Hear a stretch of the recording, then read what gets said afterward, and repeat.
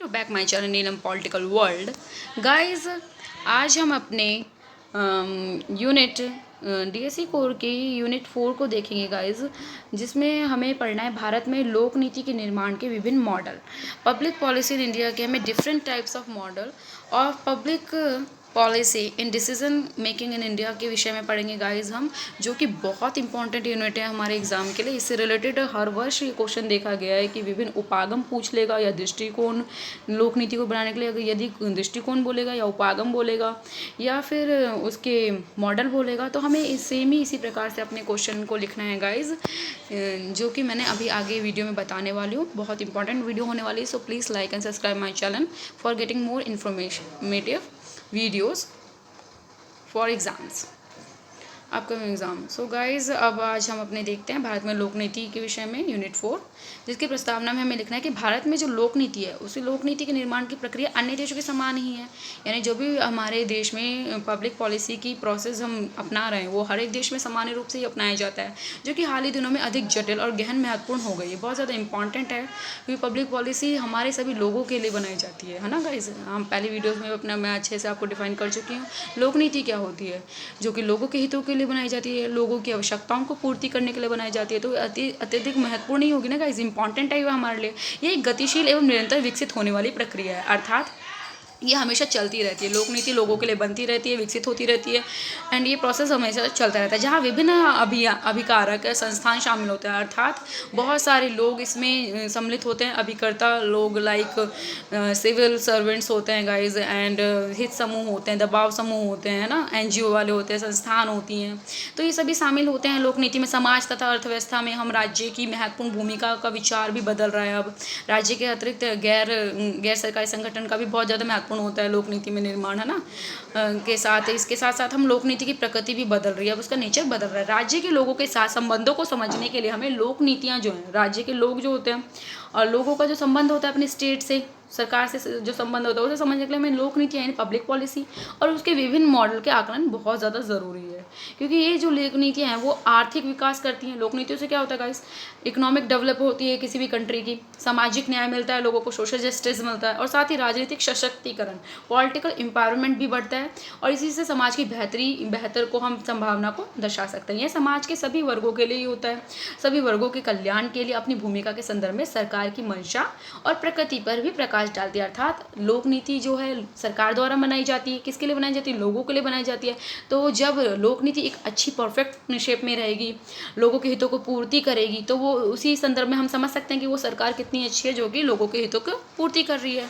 तो इस प्रकार हम भारत में लोक नीति के विषय में पढ़ते हैं गाइस। भारत जो है एक ऐसा समाज व अर्थव्यवस्था है जिसकी प्रमुख समस्याओं को ध्यान में रखकर बनाई जाती है लोक नीतियाँ। लाइक भारत में व्यापक समस्याएं हैं, जैसे बेरोजगारी, हम जानते हैं बेरोजगारी हमारे भारत में, खाद्य सुरक्षा से संबंधित, स्वास्थ्य देखभाल प्रणाली, निरक्षरता यानी कि यहाँ पे साक्षरता भी पूरी तरह से नहीं हुई है, कृषि और उद्योगों का विकास भी अभी पूरे डेवलपमेंट कंट्री नहीं है। हम सभी जानते हैं कि इंडिया एक विकासशील देश है, डेवलपिंग कंट्री है, जो कि भी विकसित नहीं हो, इसलिए यहाँ पे उद्योगों का विकास भी अभी पूरा नहीं हुआ है। समाज के कमज़ोर वर्गों का सशक्तिकरण, लैंगिक न्याय यहाँ पे नहीं है, लोगों के बीच में, महिलाओं और पुरुषों के बीच में जो भेद है वो अभी भी व्यापक है, पर्यावरणीय स्थिरता आदि, ये सभी समस्याएं हैं जिनके विषय में हमारे सरकार द्वारा और लोगों के द्वारा डिमांड की जाती है और सरकार द्वारा उसे इम्प्लीमेंटेशन किया जाता है, अर्थात लोक नीति में निर्माण किया जाता है। अब गाइज हम लोक नीति के मॉडल देखते हैं, मॉडल्स ऑफ पब्लिक पॉलिसी, जो कि 10 पॉलिसीज़ हैं गाइज, और बहुत इंपॉर्टेंट है, हमें एज इट इज़ अपने एग्जाम में इसी तरीके से इन्हें मेंशन करना है। So let's start. भारत में लोक नीति जो है उसके निर्माण की प्रक्रिया से संबंधित विभिन्न महत्वपूर्ण मॉडल अग्रलिखित हैं, जैसे कि इसे मॉडल भी कहते हैं, प्रारूप भी, मैंने आपको पहले बताया, प्रारूप भी कह सकते हैं, दृष्टिकोण, उपागम, ये सभी वर्ड मॉडल के लिए यूज़ किए जाते हैं। तो पहली प्रक्रिया मॉडल है प्रोसेस मॉडल, जिसमें प्रक्रिया मॉडल जो है गाइस वो नीति निर्माण के विभिन्न चरणों के दौरान, जो भी नीति निर्माण हो रहा है उसके विभिन्न चरणों में होने वाली राजनीतिक क्रियाओं, पॉलिटिकल एक्टिविटीज़ के कदमों के प्रतिरूप को सामान्य बनाने का प्रयास करती हैं, अर्थात वो दिखाती है कि किस प्रकार स्टेप बाय स्टेप काम किया जा रहा है। इस मॉडल में शोध किया गया, यानी कुछ चेंजेस किए गए। मुख्य प्रश्न नीति निर्माण में क्या करना चाहिए हमें और कब करना चाहिए, कैसे की तुलना में किए गए, और और निर्माण जो होता है, डिसीजन मेकिंग जो होती है, उसमें विशेष परिणाम कौन होते हैं, क्या होते हैं और क्यों होते हैं, ये सभी रीजंस को देखा जाता है। अर्थात उसका एवल्यूशन भी किया जाता है, मूल्यांकन किया जाता है नीति के बनने के पश्चात भी। तो इस प्रकार हम मॉडल के विभिन्न चरण देख सकते हैं गाइस। सबसे पहले होती है समस्या की पहचान करना, अर्थात प्रॉब्लम आइडेंटिफिकेशन। सबसे पहले हमें समाज में व्याप्त जो गाइस हम देख सकते हैं, किसी भी समूह में, समाज के जो विभिन्न समूह हैं उनमें हितधारकों में सरकार के हस्तक्षेप कार्रवाई की मांग करते हैं। अर्थात ग्रुप्स जो होते हैं समाज में, सोसाइटी जो है, लोगों को कोई प्रॉब्लम होती है तो वो सरकार से मांग करती है कि सरकार आप प्लीज़ हमारे इसमें सुधार कीजिए, इस समस्या को दूर कीजिए। तो ऐसी समस्या की पहचान नीति निर्माण की प्रक्रिया का पहला चरण होती है। अर्थात हमें सबसे पहले समस्या का पता होना चाहिए। सेकेंड, कार्यसूची की स्थापना करना, एजेंडा सेटिंग, जिसमें विभिन्न हितधारकों जैसे प्रशासनिक अधिकारियों, सिविल सर्वेंट्स जो होते हैं, IAS अफसर, मीडिया आदि की भागीदारी के साथ कार्यवाही जो है एक विशेष कार्यप्रणाली पर विचार विमर्श किया जाता है। अर्थात जब हमें समस्या का पता चल गया, देन उसके बाद मीडिया से भी हमें न्यूज़ मिलती है कि समस्या में आखिर है क्या, जड़ तक उस समस्या को देखा जाता है। सिविल सर्वेंट द्वारा भी अगर इसमें भागीदारी कर दी जाए तो इससे उस समस्या को बहुत अच्छे से जान लिया जाता है और उस समस्या का समाधान ढूंढा जाता है हमारे अधिकारियों के द्वारा, और फिर सरकार उसका नीति निर्माण करती है। तो थर्ड में नीति निर्माण है, अर्थात पॉलिसी फॉर्मुलेशन होता है, जिसमें नीति निर्माण के विभिन्न हितधारक के नीति प्रस्ताव को विकसित करते हैं, उसे डेवलप करते हैं कि हाँ हम लोगों ने देखा, प्रॉब्लम को समझा और सभी को अब पता चल चुकी है प्रॉब्लम, तो उसको सॉल्यूशन के लिए नीति निर्माण किया जाता है। देन नीति वैधीकरण यानी पॉलिसी का एग्जामिनेशन किया जाता है, जिसमें विधायिका, कार्यपालिका और प्रशासनिक प्रणाली के माध्यम से नीति का क्रियान्वयन किया जाता है। लाइक हम सभी जानते हैं गाइस कि विधायिका द्वारा सरकार हमारे भारत में कानून बनाया जाता है, कार्यपालिका द्वारा कानून का पालन किया जाता है, तथा प्रशासनिक प्रणाली लाइक एडमिनिस्ट्रेशन सर्विस के द्वारा नीति का क्रियान्वयन इम्प्लीमेंटेशन भी किया जाता है। देन लास्ट में होता है नीति मूल्यांकन, अर्थात पॉलिसी एवल्यूशन, नीतियों के परिणाम का मूल्यांकन, अर्थात हमें टेस्ट करना है कि नीतियाँ कैसी बनी है, अच्छी बनी है, बुरी बनी है, या लोगों को कितने हद तक वो नीति लोगों के हितों की पूर्ति करती है, इसी को हम एवल्यूशन कहते हैं, जिसको हम पता कर सकते हैं। इसके आगे निहित अर्थों विश्लेषण केवल स्वयं सरकारी संगठन, संस्थाओं, NGOs के द्वारा ही पता कर सकते हैं, मीडिया के द्वारा, विशेष निजी परामर्शदाताओं, नागरिक समाज, सिविल सोसाइटी में समूह आदि द्वारा किया जाता है नीति का मूल्यांकन। अब सेकंड मॉडल है गाइस, पहला मॉडल हो गया बहुत इंपॉर्टेंट था, प्रक्रिया model. I hope you will definitely understood, this is really nice and important for us. Next है संस्थागत मॉडल यानी इंस्टीट्यूशनल मॉडल। यह दृष्टिकोण लोकनीति पर एक अभिन्न प्रकाश डालता है, लोकनीति के ऊपर ये अभिन्न प्रकाश डालता है, अर्थात ये अलग तरीके से लोकनीति को देखता है। अर्थात यह सरकारी संस्थानों और लोकनीति के बीच का संबंध बताता है कि संस्थान यानी ऑर्गेनाइजेशन है, लाइक हमारे कार्यपालिका, न्यायपालिका, इन सब के विषय में बताएगा। इसमें लोकनीति बनाने एवं लागू करने के लिए विभिन्न चरणों में विभिन्न सरकारी संस्थान है ना, लाइक हमने पहले भी बताया कि कार्यपालिका द्वारा कानून का इम्प्लीमेंटेशन किया जाता है, विधायक द्वारा बनाया जाता है, और राजनीतिक प्रतिनिधि जैसे लाइक राष्ट्रपति होते हैं, जिसमें प्रधानमंत्री कार्यपालिका में आते हैं ना, राष्ट्रपति, प्रधानमंत्री, तो संसद के सदस्य। देन शहरी और ग्रामीण सरकार, न्यायपालिका, स्टेट वाइज जो गवर्नमेंट्स होती है, नौकरशाह व हित समूह के नेता शामिल होते हैं। इस मॉडल का मुख्य तर्क यह है कि लोकनीति का जो मुख्य रूप से हम बाहरी दबाव देखते हैं कि लोक नीति के ऊपर दबाव होता है लोगों का एवं प्रभाव होता है, उसके परिणाम के बजाय सरकारी संस्थानों के आंतरिक प्रयासों का परिणाम है।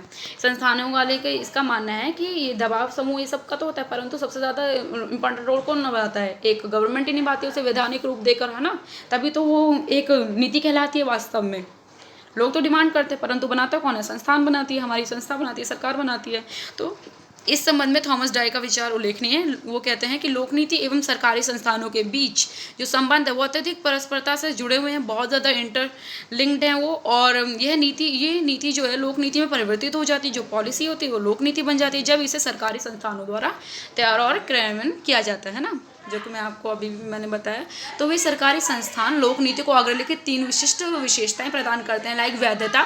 सबसे पहले सरकार जो है कोई भी नीति जो बनती है उसे वैधता प्रदान करते हैं, जिसमें लोक नीतियाँ कानून बनाने वाली संस्थानों द्वारा तैयार की जाती है ना, विधायिका द्वारा तैयार की जाती है, लेजिस्लेटिव के द्वारा तैयार की जाती है, तो इसे ये कानूनी अधिकार प्रदान करती हैं। और इसमें लोक नीतियों को हम कानूनी रूप से अनिवार्य बनाकर नागरिकों अनुपालन की मांग की जाती है, अर्थात जब कानूनी रूप से उसे मान्य किया जाएगा नीति को तभी लोग उसे मानेंगे, है ना। देन है सार्वभौमिकता। सरकारी संस्थाएं जो होती हैं लोक नीतियों को पूरे समाज पर लागू करके इसे सार्वभौमिकता प्रदान करती है ना। लाइक सरकार ने जब उसे इम्प्लीमेंटेशन करने के लिए रेडी कर दिया, उसे लागू कर दिया जब सरकार ने, तो ये पूरे समाज पर ही लागू होगी, पूरे देश पे। बल प्रयोग में देख सकते हैं गाइस, इसमें सरकार विभिन्न लोक नीतियों के नियमों के उल्लंघन के खिलाफ कानूनी प्रतिबंध भी बनाती है ना। अगर जो व्यक्ति कानून का पालन नहीं करेगा तो उसे पुलिस कर्मचारियों द्वारा और सरकार के ये जो कार्यपालिका हम देखते हैं पुलिस के द्वारा उन्हें दंड दिया जाएगा, प्रतिबंध लगा सकती है। एवं इस तरह हम लोक नीतियों को आधिकारिक रूप से लागू कर सकते हैं। लाइक एक हमारा राइट होता है लोक नीति, जिसमें अब सेकंड थर्ड है गाइस, बहुत इंपॉर्टेंट है भी, तर्क संगत मॉडल, रैशनल मॉडल। यह तर्क संगत जो मॉडल है ये संगत आधार पर नीति निर्माण की प्रक्रिया से संबंधित है। वो कहते हैं हमें रीजनेबल, एक तरीके से रैशनल मॉडल ये बताना चाहता है कि ये जो नीतियाँ बनती है वो तर्कसंगत होनी चाहिए, इनका कोई ना कोई रीज़न होना चाहिए, शुद्ध रीज़न होना चाहिए, मूल्य होने चाहिए, वो अधिकतम लोगों के सामाजिक लाभ के लिए होना चाहिए। इस प्रकार वो ये भी कहते हैं कि इसमें कम लागत लगाकर हम अधिक से अधिक लाभ कमा सकें, लोगों को अधिक से अधिक लाभ दे सकें, ये इसका पर्पस होता है। और इसके पक्षधर कौन है गाइस, इसे किसने मतलब सपोर्ट किया था, वो हर्बर्ट साइमन है।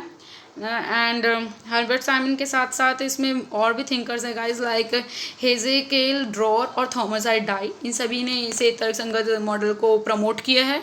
ये एक दक्षता अधिकतमकरण है जिसे शुद्ध मूल्य, उपलब्धि, अधिकतम सामाजिक लाभ के रूप में हम देख सकते हैं परिभाषित किया गया। थॉमस डाई का कहना है कि सरकार को उन नीतियों को चयन करना चाहिए, यानी सरकार को उन नीतियों को, उन पॉलिसीज़ को ही चुनना चाहिए जो निवेश लागत से अधिक, यानी निवेश लागत में होता है अधिक और सामाजिक लाभ प्रदान करती हो। उसमें थोड़ा अगर इन्वेस्ट करें तो हमारे समाज का लाभ भी होना चाहिए, अर्थात लागत से कई अधिक लाभ हो, यानी लागत अगर हम कम लगाएं पैसे तब भी उसे समाज में लोगों को बहुत ज़्यादा लाभ होना चाहिए। डाई के अनुसार देखिए तो सामाजिक लाभ का अधिकतमकरण दो स्थितियों पर निर्भर करता है।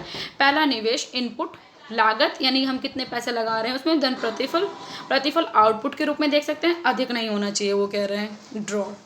नेक्स्ट है निवेश की लागत की तुलना में अधिकतम लाभ देने वाली नीति को ही वैज्ञानिक नीतियों में से चुना जाना चाहिए। अर्थात हमने पहले ही पढ़ा कि निवेश की लागत ना कम भी हो तभी उसका जो आउटपुट हो ना वो सभी लोगों के लिए हितकारी होना चाहिए।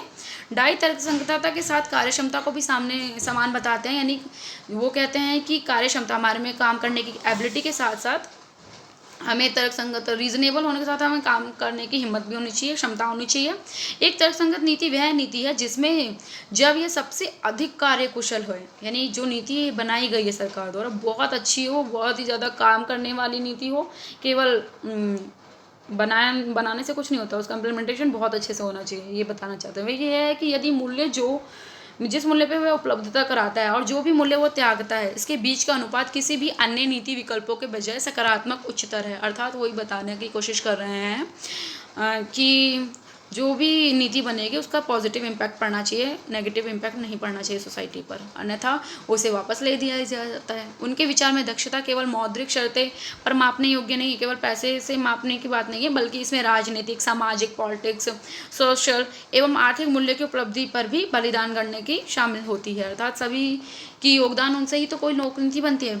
एक लोक नीति में लोगों का समूह के द्वारा मांग की जाती है, राजनीति द्वारा पार्टिसिपेशन किया जाता है, अर्थात उसे कानूनी वैधता प्रदान की जाती है, और आर्थिक रूप से अर्थात पैसे के द्वारा ही तो लोगों को कोई सामान बांटेगा, या कोई नीति का इम्प्लीमेंटेशन बिना पैसे के तो हो नहीं सकता, इसलिए आर्थिक रूप से भी इसमें प्रयोग आता है। इस मॉडल में तथ्य और सूचनाओं के रूप में तार्किक प्रमाणों पर निष्कर्ष निकाले जाते हैं। इसमें हम व्यक्तिपरकता यानी व्यक्ति के ऊपर देखिए अंतर ज्ञान को कम महत्व देते हुए प्रयास की निष्पक्षता और मितव्यता प्राप्त करने की मांग की जाती है। अर्थात तर्कसंगत जो निर्णय निर्माण है उसके मॉडल के विभिन्न चरण हैं, इसके भी स्टेप्स हैं गाइस देखिए। लाइक वो कहते हैं कि तर्क संगत में सबसे पहले हमें समस्या का निर्धारण करना चाहिए, पहचान करना ही तर्कसंगत निर्णय का चरण है। अर्थात हमें समस्या को बहुत अच्छे से रीजनेबल ढंग से ढूंढना चाहिए कि what is the problem of this state या इन दिस ग्रुप, तो इस तरीके से प्रॉब्लम को देखा जाता है। देन शामिल हितधारकों, जैसे कोई भी व्यक्ति है, हितधारक है जिसने प्रॉब्लम बताया है, तो उसके तत्वों को हमें देखना है, उसके फैक्ट्स को देखना है, और आवश्यकता वरीयताओं और अन्य प्रासंगिक तथ्यों को मापकर अन्य निर्णय जो होते हैं डिसीजन मेकिंग के नियम को हम स्थापित कर सकते हैं। विभिन्न सूचनाओं को उनके प्रशासनिक महत्व यानी प्रासंगिकता के उस पर देख सकते हैं कि महत्व आकलन के बाद आदेश देना चाहिए। अर्थात जब लोगों के द्वारा उसे प्रमोट किया जाएगा तभी उसे मानना चाहिए, कुछ एक वर्ग के कहने मात्र से ही हम नीति नहीं बना सकते हैं, ऐसे कह रहे हैं। व्यवहारिकता के ऊपर भी बोलते हैं, संभावित परिणाम होना चाहिए, उसका रिजल्ट अच्छा होना चाहिए, जिससे विभिन्न मापदंडों पर सभी विकल्पों का मूल्यांकन किया जा सके। प्रत्येक नीति विकल्प के लागत लाभ अनुपात की गणना करना, अर्थात वही गाइस की जो नीति बन रही है उसके जो चॉइसेस हैं हमारे पास ऑप्शन है उसके लागत लाभ यानी कि कितना पैसा हम लगा रहे हैं और कितने हमें लाभ मिल रहा है उसको भी हमें देखना चाहिए। 6 है सबसे उपयुक्त व कुशल नीति विकल्प का चयन करना चाहिए। हमें सबसे अच्छी और कुशल जो अच्छा काम करे उसे ऑप्शन को क्लिक करना चाहिए और इससे ही निर्णय के रूप में डिसीजन के रूप में बताना चाहिए। सबसे उपयुक्त व कुशल नीति विकल्प का चयन करना और इसे निर्णय के रूप में बताना वही सेम हो गया गाइस। देन 8th में नीति जो बन गई उसका निर्णय डिसीजन बनाना क्रियान्वयन करना तथा नीति निर्णय के परिणामों का मूल्यांकन करना। ये भी बात सेम ही की जा रही है बट थोड़ा सा डिफरेंट और तथ्यों के साथ की जा रही है गाइस कि हमें तर्कसंगत रूप से नीति का निर्माण करना चाहिए, उसका मूल्यांकन भी एंड में अवश्य करना चाहिए।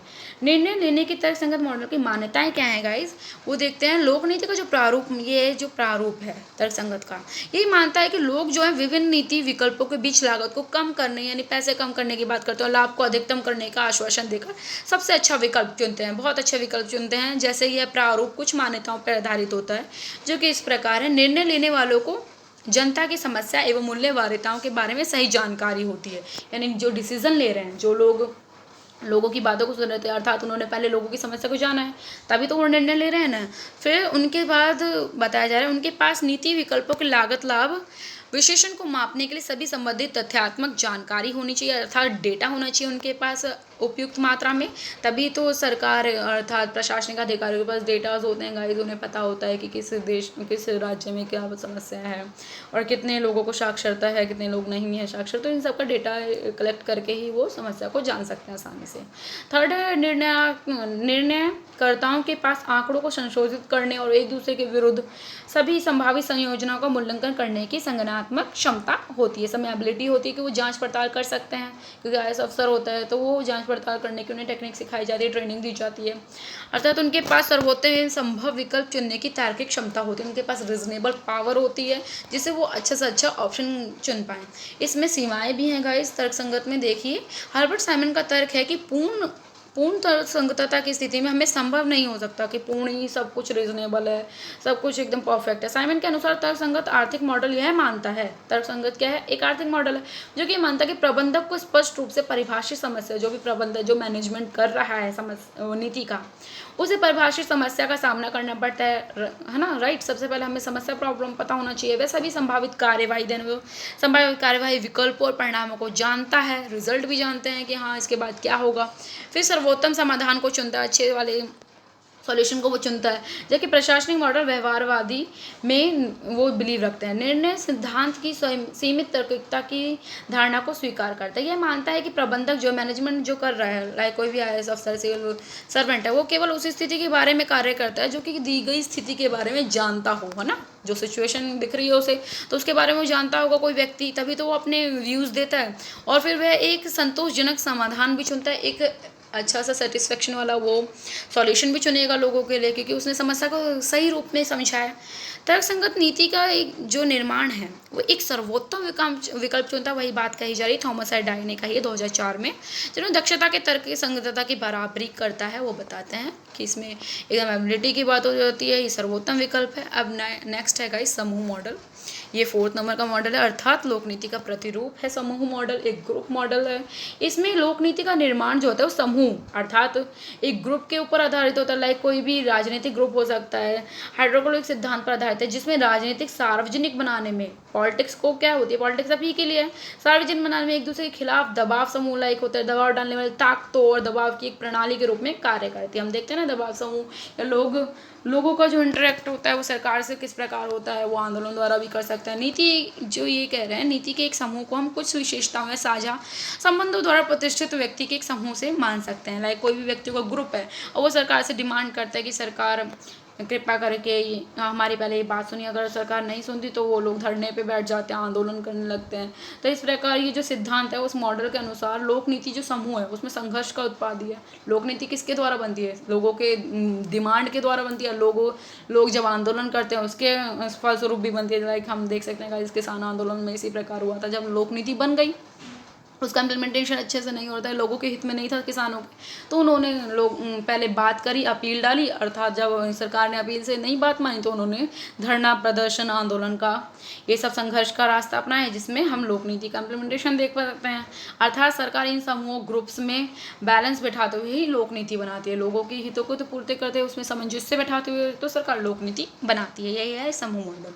फिर है वृद्धि मॉडल 5th नंबर में, इंक्रीमेंटल मॉडल। इस मॉडल में क्या होता है, इस मॉडल के मुख्य अधिकतम अधिवक्ता हैं चार्ल्स ई लिनबोम नाम के एक विचारक हैं, लिनबोम, जिनकी पुस्तक पॉलिसी मेकिंग प्रोसेस में उन्होंने बताया कि लोकनीति की वृद्धिशील, लोकनीति के एक तरीके से वृद्धि डेवलपमेंट करने वाले, ग्रोथ करने वाली प्रोसेस होती है, जिसमें संशोधन के साथ पिछली सरकारी गतिविधियों की निरंतरता भी है। अर्थात पिछले सरकार ने क्या नीति बनाई है उसे कंटिन्यूस भी किया जाता है, काफ़ी सारी नीतियाँ जो अच्छी होती हैं उसे दोबारा बनाया जाता है, और कुछ में जो अच्छी नहीं होती तो उनमें चेंजेस किए जाते हैं। अर्थात तर्कसंगत मॉडल की आलोचना भी ये करते हैं, कहते हैं कि इसके अनुसार नीति निर्माता जो है समय की बाधाओं, टाइम के अकॉर्डिंग या विवेक और उसमें शामिल कीमतों के चलते मौजूदा प्रस्तावित नीतियों को पूरी श्रृंखला की वार्षिक समीक्षा नहीं कर पाती, ऐसा कह रहे हैं हमारे वृद्धिशील वाले जो व्यक्ति हैं, मतलब अर्थात मॉडल के समर्थक हैं, लेखक, वो ऐसा बताते हैं कि ये दृष्टिकोण नीति निर्माताओं द्वारा आसानी से अपनाए गए हैं। ये जो दृष्टिकोण है बहुत ईजी है,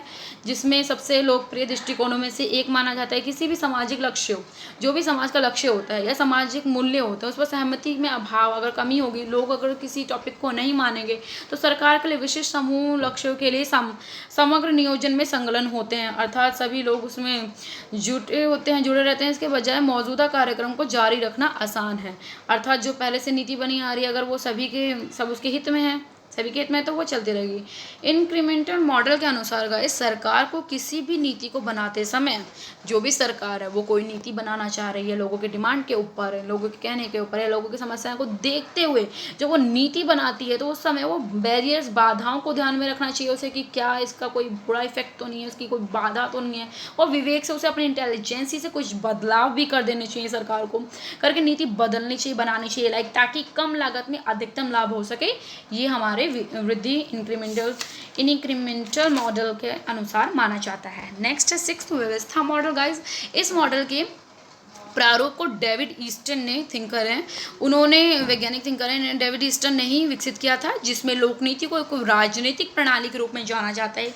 ऑफ कोर्स लोकनीति क्या है गाइस, राजनीति में अपनाई जाती है, पॉलिटिक्स के द्वारा बनाई जाती है। राजनीति एक पॉलिटिकल मुद्दा है लोकनीति, जैसे कि अभी सभी जानते हैं कि राजनीति में लोग सरकार को अपने हित को पूरा करने के लिए मांग करते हैं, है ना, हम डिमांड करते हैं सरकार से, और साथ ही राजनीतिक व्यवस्था में जनता के कई कर्तव्य भी होते हैं, जैसे लाइक हम रूल्स रेगुलेशन को मानते हैं, हम जो सरकार ने कानून बनाया उसका हम इम्प्लीमेंटेशन करते हैं, हम भी कानून को पालन करते हैं, टैक्स देना होता है तो हम टैक्स देते हैं, वोट देते हैं आदि। इस प्रकार हम दोनों, यानी सरकार और जनता दोनों ही एक दूसरे के कर्तव्य और अधिकारों का सम्मान करते हैं। इस तरह लोग राज्य को समर्थन भी देते हैं, सरकार को सपोर्ट करते हैं, व्यवस्था मॉडल बनाते हैं, इसी को हम वह मांग भी करते हैं, इसी को हम व्यवस्था मॉडल कहते हैं, जब दोनों बैलेंस तरीके से काम करते हैं अपना और मांग को पूरा करते सरकार।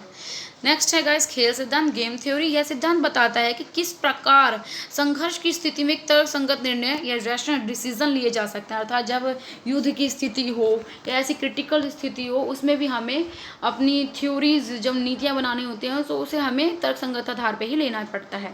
अर्थात परमाणु हथियार, लाइक परमाणु न्यूक्लियर वेपन्स का इस्तेमाल करना या नहीं करना, शांति का मार्ग ढूंढना, तो हमें युद्ध के सामने तो दो रीजन होते हैं ना, दो ऑप्शन होते हैं, या तो शांति का मार्ग अपनाओ, लाइक भारत हमेशा से शांति का मार्ग अपनाता है, परंतु आवश्यकता पड़ने पे यदि हमारे ऊपर बात आ जाए, हमारे देश के नागरिकों के ऊपर बात आ जाए, तो हमें परमाणु हथियारों से भी निपुण है भारत, तो उसे न्यूक्लियर वेपन्स का इस्तेमाल किया जा सकता है। जैसे कि प्रत्येक खिलाड़ी के पास अपने लक्ष्य होते हैं, एम होते हैं, उनके हित होते हैं, जो कि दूसरे लक्ष्यों के साथ परस्पर विरोधी होते हैं, यानी अपोजिशन होता है ना।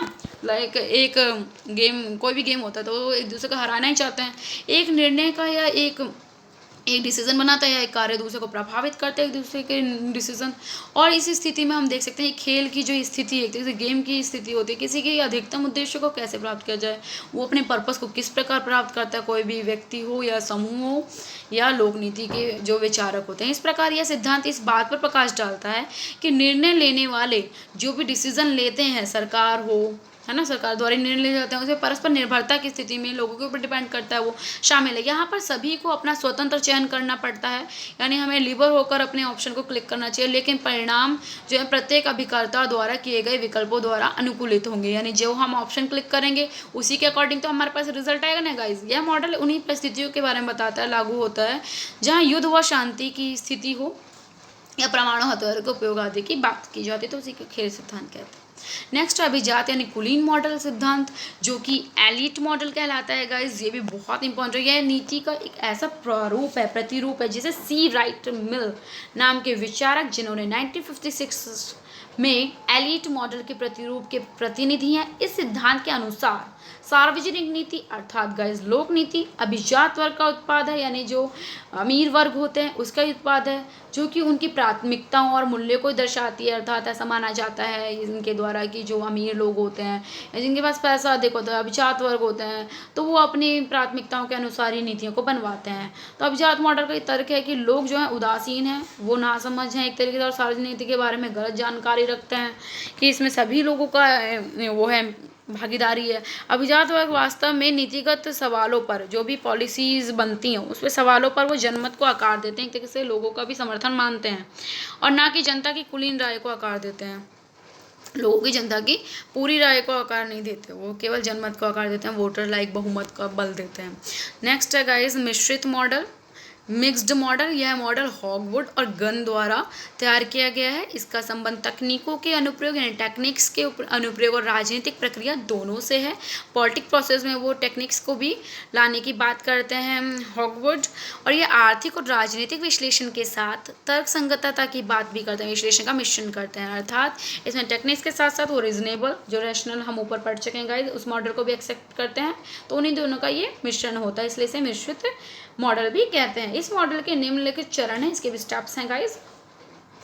लाइक फर्स्ट, निर्धारित करने के लिए हमें निर्णय करना होता है। कोई भी हमें पॉलिसी बनानी है, उसे हमें पॉलिसी को बनाने से पहले क्या करना होता है, डिसीजन लेना होता है। इसमें समस्या की पहचान ही फर्स्ट ऑफ ऑल समस्या की पहचान करनी होती है। नेक्स्ट, निर्णय करने की जो अगर हमें कोई डिसीजन बनाना है तो उसके लिए हमें निर्धारण कैसे किया जाए, यानी समस्या तो हमने पहचान ली, तो उसका निर्धारण किस प्रकार करें, है ना, तो उसे ध्यान में दिया जाता है। पर मुद्रा की परिभाषा दी जाती है, अर्थात मुद्रे पैसे की कितनी आवश्यकता होगी उसे भी ध्यान में रखा जाता है। पूर्व अनुमान लगाए जाते हैं, अर्थात कि कितना पैसा खर्चा होगा और किन किन लोगों के हितों की पूर्ति होगी, तो इसी को पूरा अनुमान करा जाता है। फिर नेक्स्ट, उद्देश्यों या प्राथमिकता निर्धारित करना, यानी कि जो नीति बनाई जा रही है उसका पर्पस क्या है, उसकी प्राथमिकता क्या है, उसे निर्धारित करा जाता है। देन विकल्प विश्लेषण किया जाता है, यानी ऑप्शन को क्लिक किया जाता है। नीति क्रियान्वयन किया जाता है, फिर यानी जब नीति बन गई, ऑप्शन क्लिक हो गया, सरकार द्वारा बन गई नीति, तो उसे क्रियान्वयन इम्प्लीमेंटेशन किया जाता है। फिर उसे निगरानी और नियंत्रण में भी किया जाता है, यानी उस पर प्रतिबंध भी लगाए जाते हैं, यदि उसका कोई उल्लंघन करेगा तो लोगों पर कंट्रोल जाएगा। और मूल्यांकन करने के साथ ही उनमें समीक्षा करना, अर्थात उसे चेक करना कि नीति कहाँ तक लोगों के हितों की पूर्ति करती है या नहीं करती। इसी में नीति क्रियान्वयन और अनुक्रमण की समाप्ति होती है। अर्थात गाइस अब हमने मॉडल देख लिए, बहुत इंपॉर्टेंट मॉडल थे। अब निष्कर्ष में हम कह सकते हैं उपयुक्त, अतः अंत में उपयुक्त नीति निर्माण के विभिन्न मॉडलों, उपागमों, दृष्टिकोणों, प्रारूप चर्चा से हम ये निष्कर्ष निकाल सकते हैं कि प्रत्येक मॉडल के अपने लाभ व हानि होती है ना गाइस। हमने सबके लाभ पढ़े और हानि पढ़े कि क्या इफेक्ट होते हैं उनके। प्रत्येक विधि जो होती है, कोई भी विधि प्रोसेस जो हम अपना रहे हैं अपनी नीति को बनाने के लिए, उसमें नीति प्रक्रिया के विशिष्ट पहलू पर प्रकाश डालता है, वो उसके तरीके बताता है किस तरीके से हमें ऐसे में ये कहना बहुत कठिन होगा कि कौन सा मॉडल स्वतंत्र भारत में, हमारे जो अभी भारत है वर्तमान में, उसमें नीति निर्माण की प्रक्रिया को बेहतर संबंध दर्शाता है। क्योंकि गाइस उदाहरण के लिए हम देख सकते हैं आर्थिक नीतियों में हम कह सकते हैं, लाइक अगर हम आर्थिक नीतियों में अर्थव्यवस्था की नीति में देखें तो पिछले 2 दशकों से विभिन्न राजनीतिक शासन जो है वैश्वीकरण की ताकतों के जवाब में वृद्धिशील मॉडल का पालन कर रहे हैं ना गाइस। जो हमने वृद्धिशील पढ़ा, ग्रोथ वाला ऊपर पढ़ा था ना हमने मॉडल, जिसके अंतर्गत इम्प्लीमेंटेशन वृद्धि जो इंक्रीमेंटल मॉडल्स के ऊपर जोर दिया जाता है ना, जिसमें यह कहा जाता है कि जो मॉडल है वो आलोचना करते हुए कहते हैं कि ये संगत की आलोचना करते हैं, और साथ ही ये नीति निर्माता को समय बाधाओं और विवेक से निर्णय लेने के लिए सलाह देते हैं, है ना। तो ये जो होती है, लेकिन विदेश नीति में इस खेल सिद्धांत का पालन होता है ना। यदि दो देशों के बीच कोई भी रिलेशन हो तो उसमें हम खेल सिद्धांत देख सकते हैं, या तो शांति का माहौल या युद्ध का माहौल। विभिन्न संगठन, राजनीतिक दलों, जो राजनीतिक पार्टीज होती हैं, दल होती हैं, और प्रतिनिधित्व, जो गवर्नमेंट हमारे प्रतिनिधि सरकार होती है, समाज के विभिन्न वर्गों की सौदेबाजी की क्षमता ये निर्धारित करती है, वही निर्धारित करती है कि वर्तमान सरकार की नीतियों की क्षेत्र में कितने परिलक्षित होंगे, यानी कितने ज़्यादा हम आगे बढ़ेंगे। वह राज्य का सामान्य राजनीतिक वातावरण किस तरह का है, वो सरकार के अंगों के द्वारा ही पता चलता है ना गाइज। वर्तमान में कौन सी सरकार कार्य कर रही है, वो किस प्रकार की नीतियाँ बना रही है, वो लोगों के हित को कितने अधिक तक पूरा कर रही है, तो उसी से हम सरकार के वातावरण या सरकार के व्यवहार के बारे में भी जान सकते हैं, और देश के वातावरण, उसके एटमॉस्फेयर के बारे में पता लगा सकते हैं कि देश में कैसा माहौल है। तो गाइज़ अब हमारा इम्पॉर्टेंट टॉपिक कंप्लीट होता है। अब इससे रिलेटेड हम टॉपिक है, इससे रिलेटेड मोस्ट इंपॉर्टेंट क्वेश्चन देखते हैं, जो कि हर बार एग्जाम में रिपीट हुए। लाइक फर्स्ट, लोक नीति के विभिन्न मॉडलों, या तो मॉडल बोलोगे, प्रतिरूप, आयाम पर लेख लिखिए या उसके विभिन्न प्रकार बताइए। फिर प्रशासन में लोक नीति विभिन्न उपागमों में जो दृष्टिकोण है उसका रचनात्मक या प्रासंगिकता पर प्रकाश डालिए। तो गाइज इसी प्रकार से क्वेश्चन आएंगे। सो मैंने आपको आंसर बता दिया। I hope you will definitely understood. अब मैं आपके लिए PDF का लिंक भी डिस्क्रिप्शन में डाल दूंगी। So thank you for watching, all the best, best of luck, अच्छे से एग्जाम करना। नाउ हमारे पास ओनली लास्ट टॉपिक बचा है, वो जो कि मैं आपको कल प्रोवाइड करा दूंगी। सो आज के लिए इतना ही। So share with your friends. Bye.